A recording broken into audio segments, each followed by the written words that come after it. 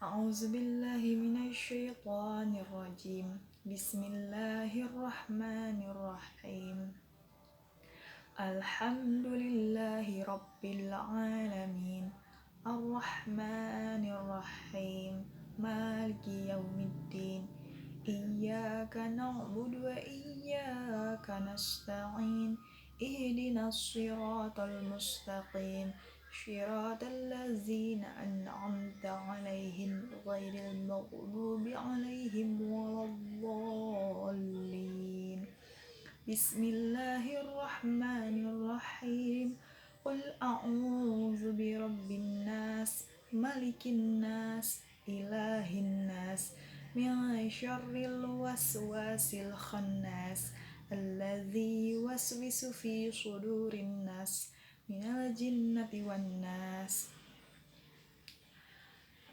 Assalamualaikum warahmatullahi wabarakatuh. Saya Dewi Ginarti dari kelas 6B akan membicarakan tentang kesan-pesan selama perkuliahan daring. Jadi kesan-pesan saya selama belajar online atau daring, perkuliahan online, tentunya ada beberapa hal yang menjadi kelebihan dan kekurangan atau kemudahan dan kesulitan dalam metode pembelajaran ini. Jadi yang pertama, kelebihannya atau kemudahannya. Yang pertama itu lebih fleksibel, di mana kita bisa melakukan atau kita bisa melakukan perkuliahan dimanapun dan kapanpun gitu. Lebih fleksibel ketika kita berbeda jauh dengan perkuliahan dilakukan di kelas. Kita harus bangun pagi, harus mandi, harus siap-siap, harus dandan dan sebagainya. Tetapi ketika perkuliahan daring itu memang bisa lebih mudah diakses di mana saja, kapan saja, ketika meskipun kita baru bangun tidur juga bisa, asalkan ada koneksi internet. Yang kedua, lebih mudahnya itu kayak kita itu bisa mengakses ke internet tentunya dengan mudah gitu. Ketika kita sedang berkuliah, berdiskusi online misalkan, ketika kita berdiskusi online kita bisa untuk menambah wawasan dan menambahkan materi yang ingin disampaikan, kita bisa sambil browsing meskipun kita belum mempersiapkannya secara matang mungkin ya.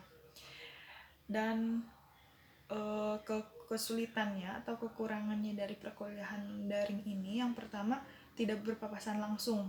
Nah ini mungkin beberapa mahasiswa juga sama seperti saya, karena saya tipenya itu ketika bertatapan langsung dengan dosen itu akan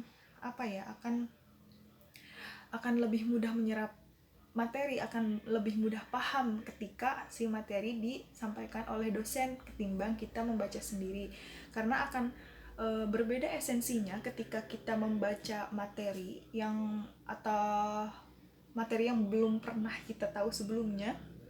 Ketika kita membacanya mungkin ada beberapa hal yang kita tidak mengerti, meskipun kita menanyakan itu kepada dosen lewat komentar-komentar di diskusi online ya, tetapi kita tetap saja gitu lebih bingung ketimbang dengan bertatapan langsung.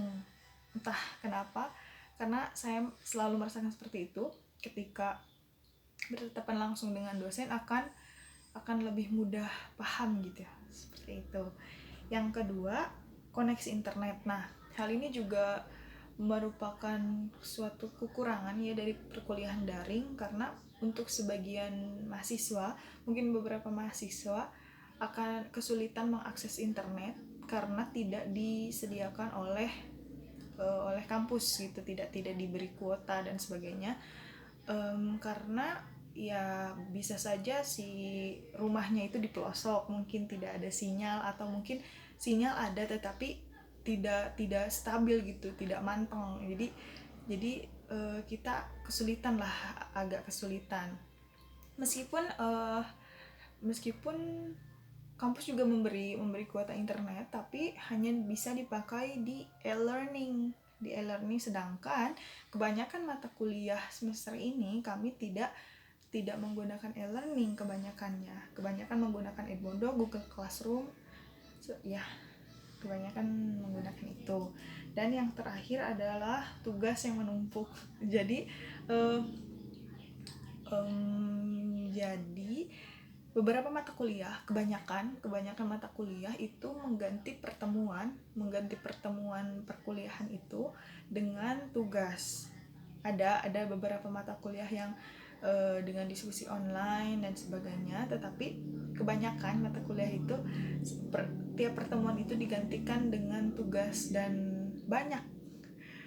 Jadi ketika kita jadi perbandingannya itu, dan dengan deadline atau dengan batas waktu yang banyak gitu, yang lama maksudnya.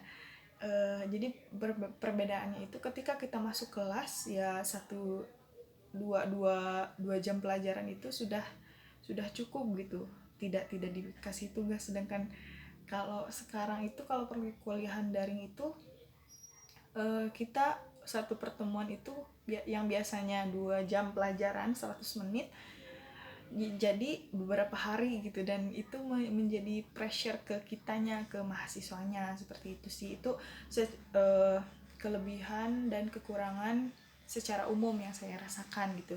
Tapi untuk mata kuliah sosiolinguistik ini saya lebih